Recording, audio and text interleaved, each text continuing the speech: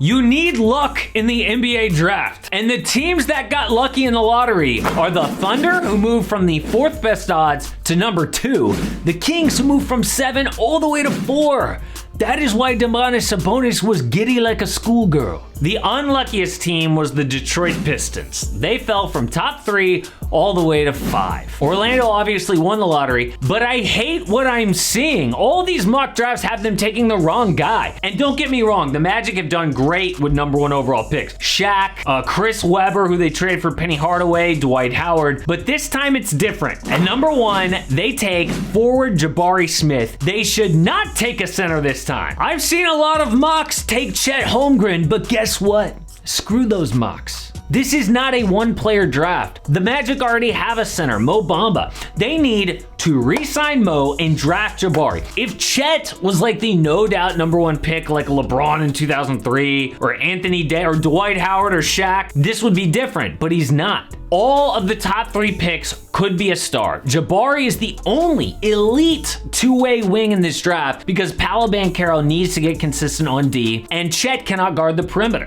Orlando was last in offense in the East last year. Chet didn't even lead his college team in scoring. At 2, the Oklahoma City Thunder take center, Chet Holmgren. OKC has a huge need for rim protection, which is his strength. Offensively, I really like the fit in the Thunder system. They prioritize like ball movement and spacing with multiple ball handlers, SGA, Josh Giddey. Chet can do all of that, hitting threes at 7 feet tall. But can his body hold up in the NBA? That is obviously the big risk taking Chet at number 1 for the Magic. They don't want to mess this up. That is a huge question mark. He falls to 2. At number 3, the Houston Rockets take forward Paolo Banchero. I hate his defense, but Houston has got to gamble on his overall talent. They're just too early in their rebuild to reach for someone like Shaedon Sharpe, who's a better defender. Paolo can play make and score at 6'10", and he might be the draft's best passer at 6'10". Those guys don't come around often, so while Houston was last in defense last year, they can focus on that in later drafts. They cannot waste a top 3 pick. At number 4, the Sacramento Kings take wing Shaedon Sharpe. I wish the Rockets secretly had the guts to take Shaedon Sharpe here, and I wanted to put him there. He is a plus defender, unselfish, and a 3-point shooter.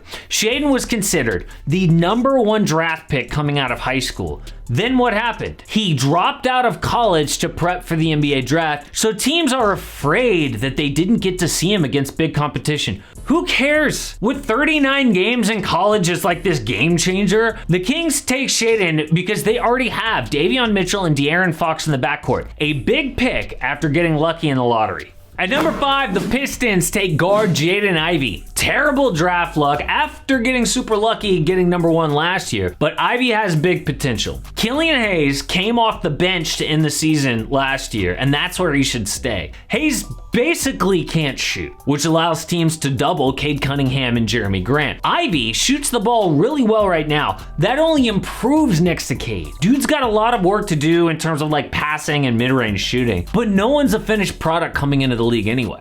Number 6, the Pacers take forward Keegan Murray. Their first top 9 pick since 1989 because they never rebuild. They want to be back in the playoffs as soon as possible. That is why they take Keegan Murray. Like Chris Duarte last year, he is ready to contribute right now at 22 years old. Murray is a versatile big who can play with Miles Turner or he could play with a traditional center. Number 7, the Blazers take center Jalen Duren. This could go a lot of ways here at number 7, but Duren fills several needs. First, he is a center. That replaces Jusuf Nurkic if he leaves in free agency or he's injured. Both could easily happen. Second, he is a lob threat with Dame and Anthony Simons in the backcourt. Third, he is a plus rim protector, which they need. They still are horrible on offense somehow, so many years in a row, they can't fix it. And while Duren is limited offensively, they don't need another dominant scoring threat.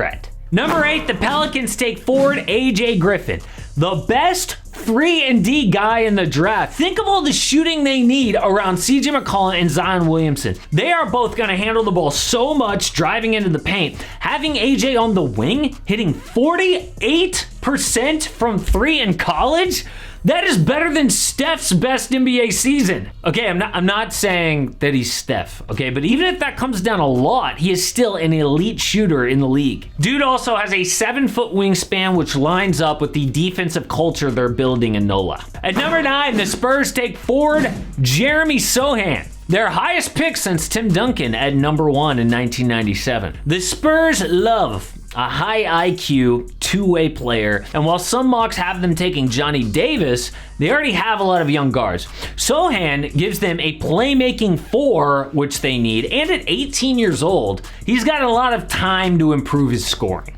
At number 10, the Wizards take guard Johnny Davis. Now, DC was 25th defensively last year, and Davis is a versatile defender who pairs well with Bradley Beal. Look, Beal shoots a lot of threes, he handles the ball. Davis is more of a mid-range guy who can score without the rock if needed. He's a good catch and shoot guy, even though he has a high usage rate. Also, at 20 years old, he's a guy that they can build with if and when Bradley Beal goes to his next team. Number 11, the Knicks trade the pick in a package for Donovan Mitchell. I'm just kidding, this is not that kind of mock draft. They pick wing Benedict Mathurin. He is a really good three-point shooter, and the Knicks offense is horrible. They need a playmaker, really. But that's gonna have to wait for like free agency because Mathurin is projected as a top 10 pick in most drafts. So if he falls to 11, they get a wing next to RJ Barrett who can contribute immediately.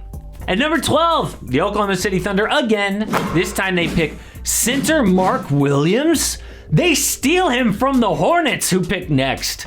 Both teams need a center, and Williams gives OKC a rim protector who can set screens and catch lobs from SGA and Josh Giddey. Dude was a conference defensive player of the year last season. If Charlotte really wants him, they're gonna have to trade their 2 first-round picks to move up. But for now, the Hornets will take wing Ousmane Dieng. He played in New Zealand last year, and he's one of the highest upside guys in the draft. Dieng is an NBA-level defender already. I know that Dyson Daniels is like the better prospect, but Charlotte already has LaMelo, Terry Rozier, James Bouknight if he ever develops in the backcourt. They don't need Dyson Daniels. And by the way, if they really want that center, they really do need to trade up.